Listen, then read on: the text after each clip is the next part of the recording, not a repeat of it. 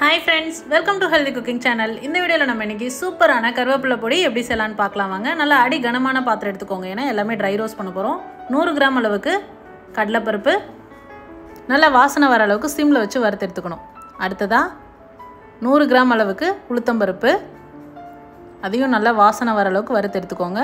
அடுத்ததா காரத்திற்கு ஏற்ப காய்ந்த மிளகாய் 15 ல இருந்து 20 மிளகாய் உங்க காரத்துக்கு தகுந்த மாதிரி எடுத்துக்கோங்க.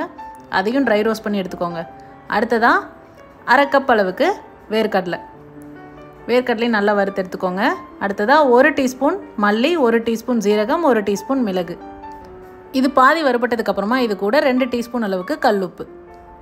இதெல்லாம் வறுத்து எடுத்ததுக்கு அப்புறமா கருவேப்பிலை பார்த்தீங்கன்னா நல்லா தண்ணியில் அலசிட்டு வெள்ளை துணி போட்டு நல்ல ஒரு 2 ல இருந்து 3 நாள் வரைக்கும் உலர்த்திட்டிங்க அப்படின்னா வறுக்கும் போது உங்களுக்கு ஈஸியாக இருக்கும். நல்லா கிறிஸ்பி ஆகிடும் கொஞ்ச நேரத்துலையே. இப்போ இது எல்லாத்தையும் வறுத்ததெல்லாம் ஒரு பிளேட்டில் ட்ரான்ஸ்ஃபர் பண்ணிட்டு நல்லா ஆற விட்டுட்டு மிக்சர் ஜாரில் சேர்த்துக்கோங்க. கூடவே 3/4 டீஸ்பூன் அளவுக்கு பெருங்காயத்தூள் சேர்த்துட்டு ஓரளவுக்கு ஒரு 80 ல இருந்து 85% அரைச்சி எடுத்தீங்க அப்படின்னா போதும். ரொம்ப நைஸாக அரைச்சிங்க அப்படின்னா டேஸ்ட் நல்லா இருக்காது.